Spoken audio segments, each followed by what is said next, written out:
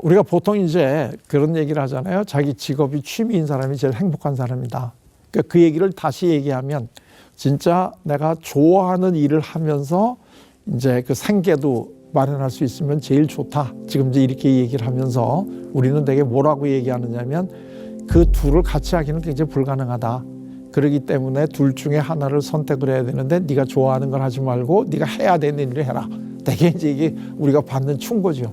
1차적으로 그 안전함을 느끼는 거기 때문에 거기서 오는 즐거움이 있다는 걸 우리가 분명히 이제 인정을 하고 그것도 중요하다. 그러나 그러한 일을 하는 분들이 정말 이 행복하냐, 또 자기 삶이 보람이 있다고 느끼느냐, 이제 이런 거는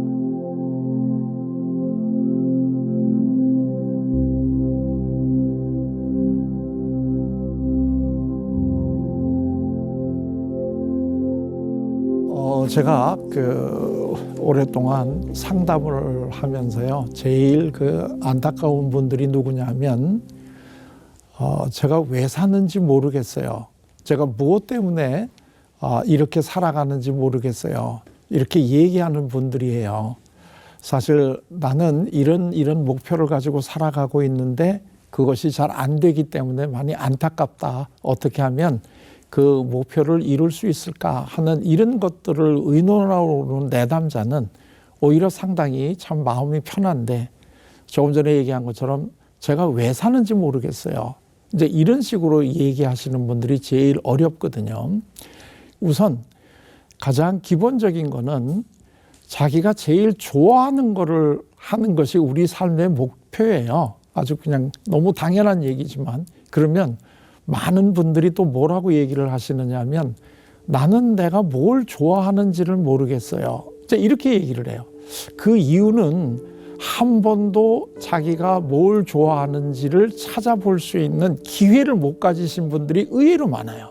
그러니까 아주 어렸을 때부터 부모가 너는 이렇게 해야 돼 하는 거를 따라서 쭉 해왔고, 그 다음에 또 우리 사회가 이러이러하게 살아가는 것이 잘 사는 거야 라고 정해준 이러한 목표에 따라서 쭉 그냥 살아오다 보니까 다른 사람으로부터 굉장히 잘 살고 있다, 또는 다른 사람으로부터 참 좋은 사람이다, 이렇게 인정을 받고 칭찬을 받지만 과연 이게 내가 원하는 삶일까?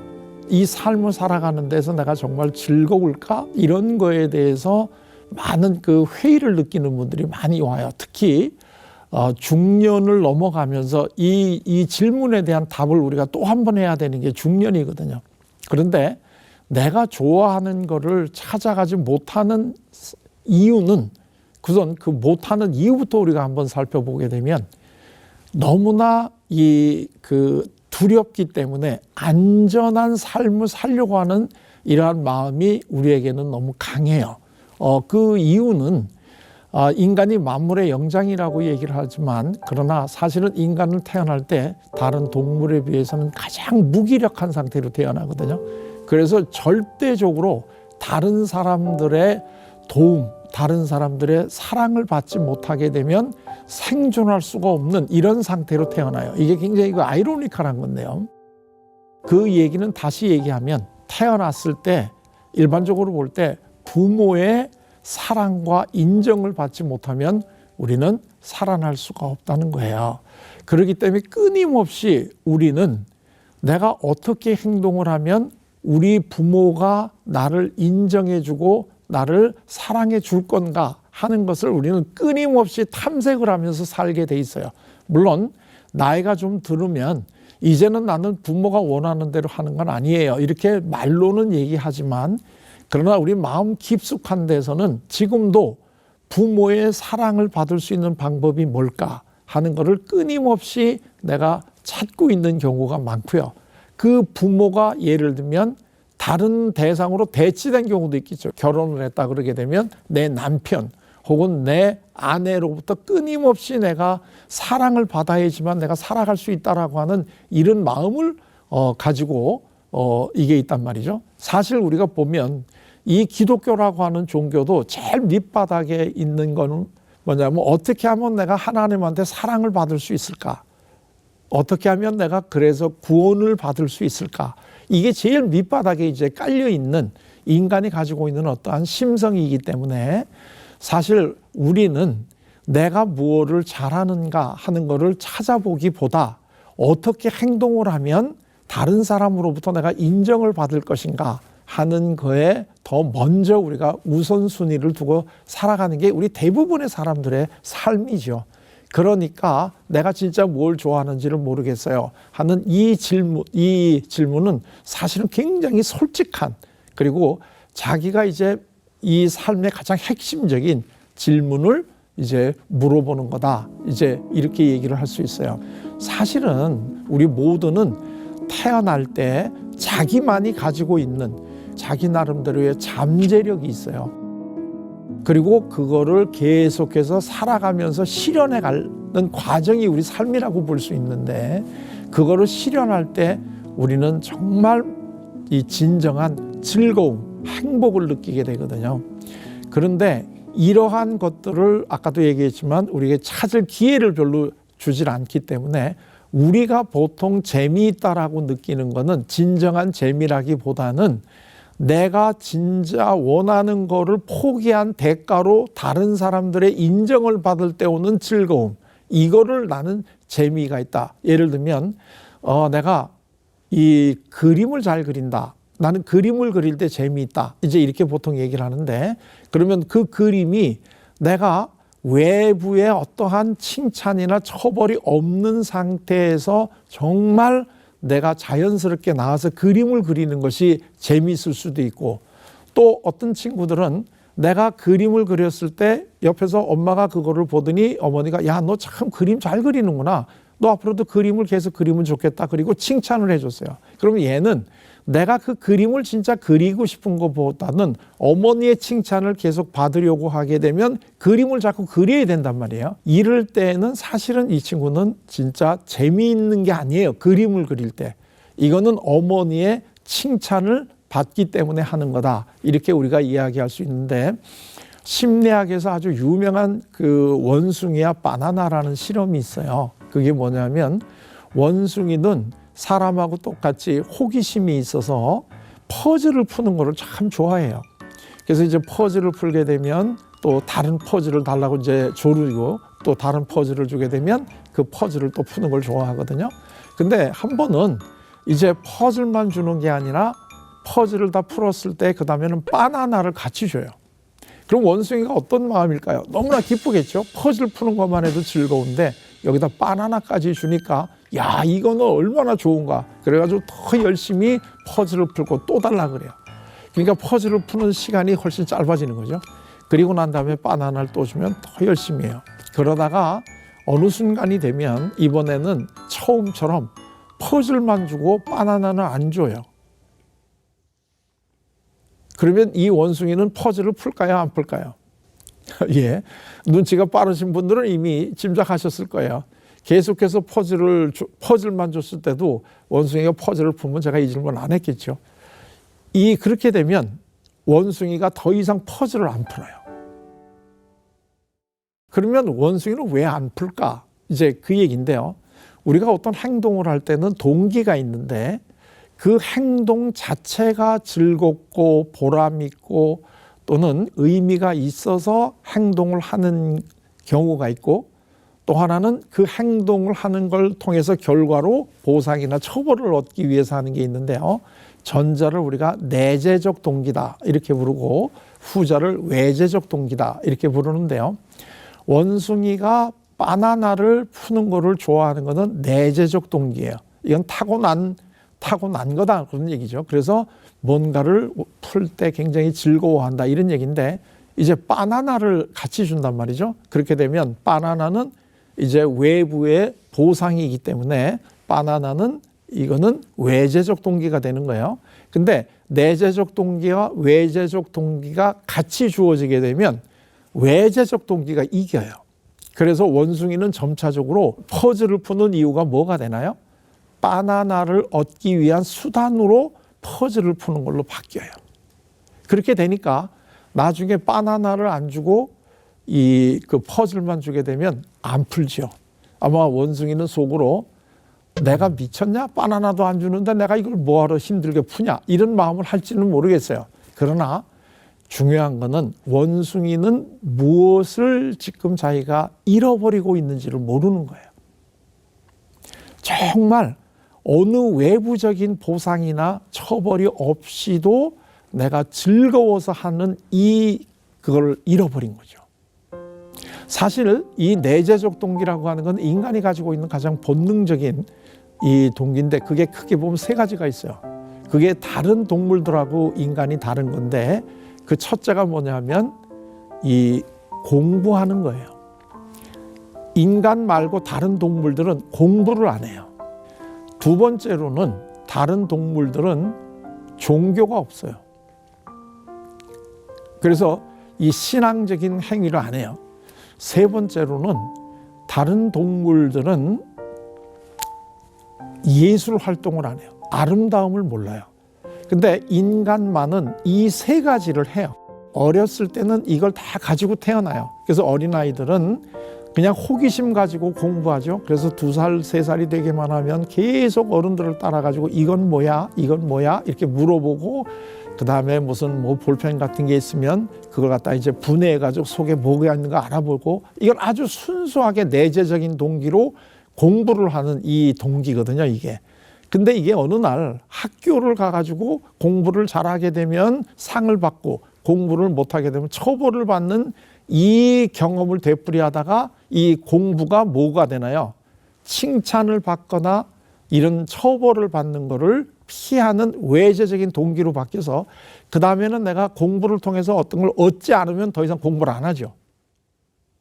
우리가 종교 생활을 하는 것도 마찬가지입니다. 우리가 종교 생활을 한다는 것은 우리 인간은 자기의 그 한정된 능력을 뛰어넘어서 자기를 초월하려고 하는 아주 깊은 이러한 마음을 가지고 있기 때문에 인간만이 이 절대자하고의 관계를 맺을 수 있는 영적인 측면을 갖고 있는데요. 예를 들면 내가 종교를 믿게 되면 어떤 이 보상을 받는다든가 현실적으로, 아니면 종교를 안 믿으면 어떤 처벌을 받을 거라든가 이런 것하고 결부가 되게 되면, 그 다음에는 내재적 동기로 종교를 믿는 게 아니라 어떤 보상을 얻거나 처벌을 피하는 하나의 수단으로서의 종교 행위를 하게 되죠. 이거는 우리가 진정한 의미에서의 신앙심이다, 이제 이렇게 안 부르는 거잖아요. 아름다움도 마찬가지입니다. 그렇기 때문에 어렸을 때 내가 어떤 행동을 했을 때 그거를 통해서 외부의 보상이나 처벌을 받는 경험을 너무나 많이 하고 자라나는 경우에는 내가 정말 뭘 좋아하고 뭘 즐거워하고 어떤 것이 나의 삶에 가치가 있는가 하는 것을 찾아볼 마음의 여유가 없어요. 공간이 없고, 항상 다른 사람이, 내가 소중하다고 생각하는 사람이 원하는 걸 해야만 내가 그 사람으로부터 사랑을 받을 수 있다 하는 이런 등식이 내 마음속에 성립이 된다는 거죠. 이건 사실 굉장히 인간으로서 가질 수 있는 가장 불행한 일이다, 이렇게 얘기할 수 있어요. 그래서 이 사랑이라고 하는 거는, 그거는 우리가 어떠한 행동을 하든지 관계없이 우리는 사랑을 받을 수 있다라고 하는 마음을 심어줘야 되는데, 이것이 믿음의 본질이에요.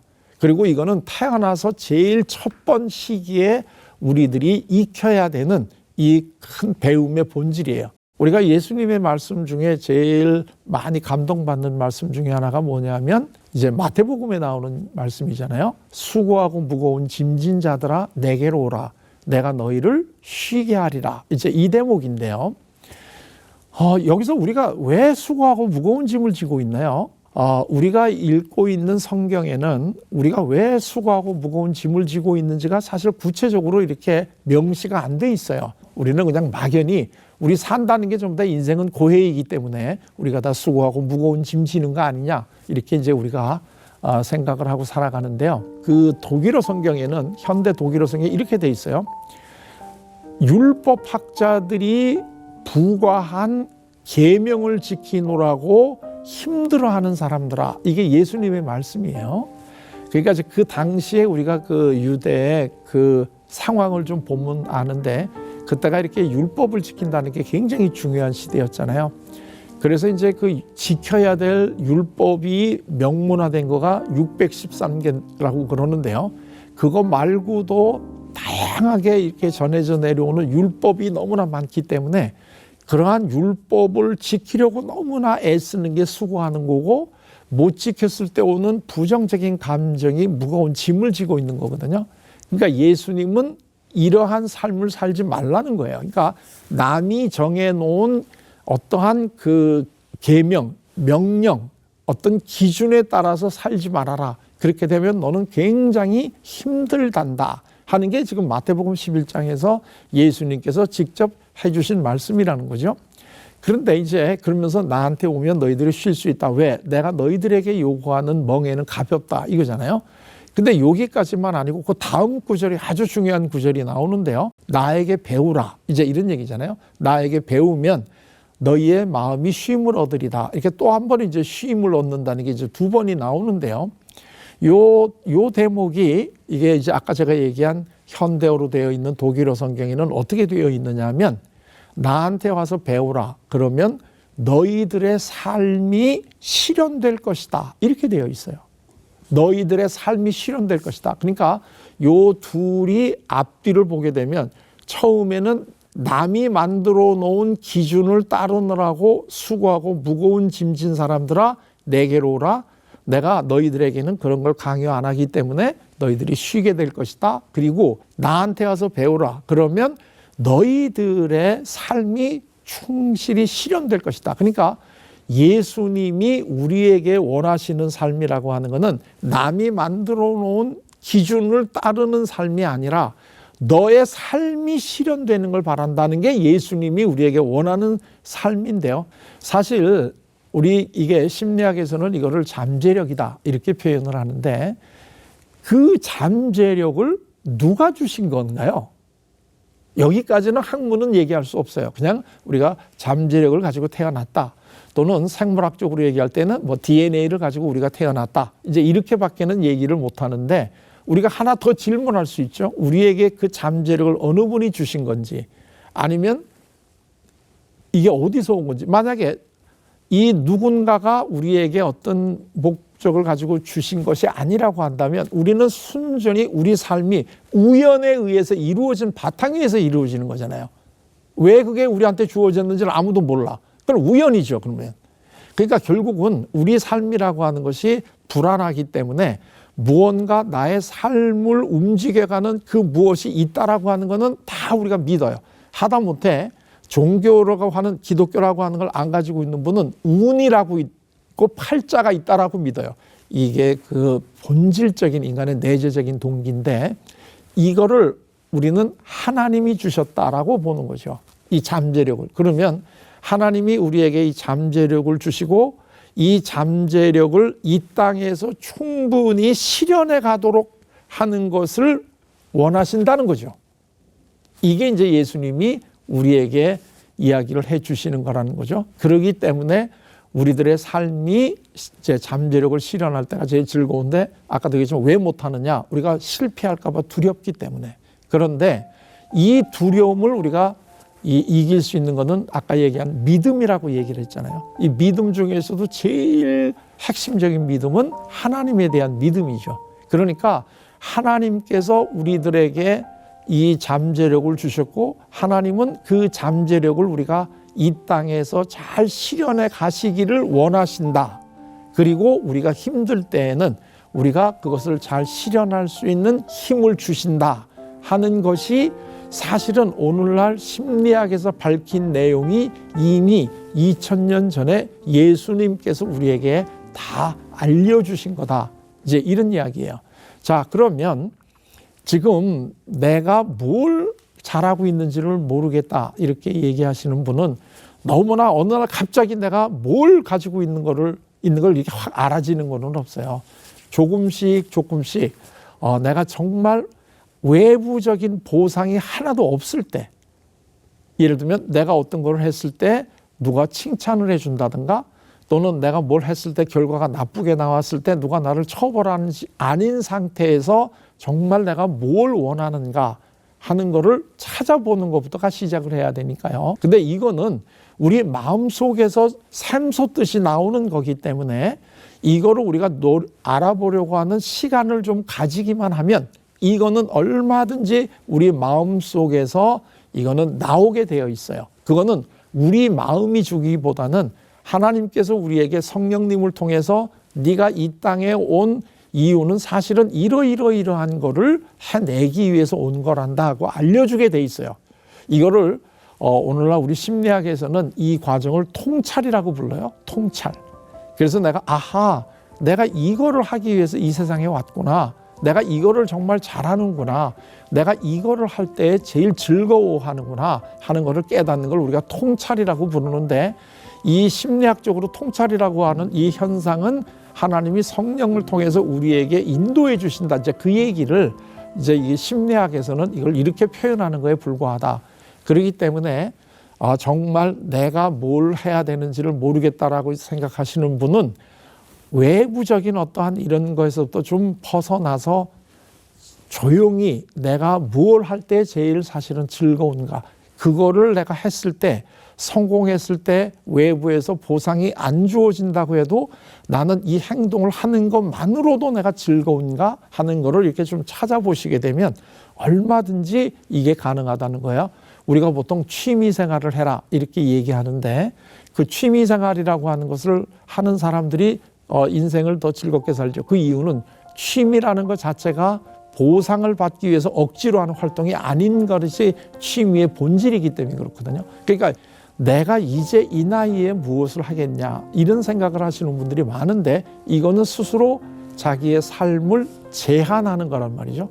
얼마든지 우리는 하나님 앞에 가는 바로 그 순간까지 내가 정말 이 땅에서 할 수 있는 거를 다 이 발휘하는 노력은 얼마든지 할 수 있거든요. 우리는 끊임없이 죽는 그 순간까지 내가 가지고 있는 잠재력을 발휘해 가는 것이 나에 대한 의무이고, 동시에 나를 이 땅에 보내주신 분에 대한 우리의 도리다. 이런 거를 우리가 알기만 하면 얼마든지 정말 내가 원하는 것이 무엇인가 하는 것을 알아낼 수 있습니다.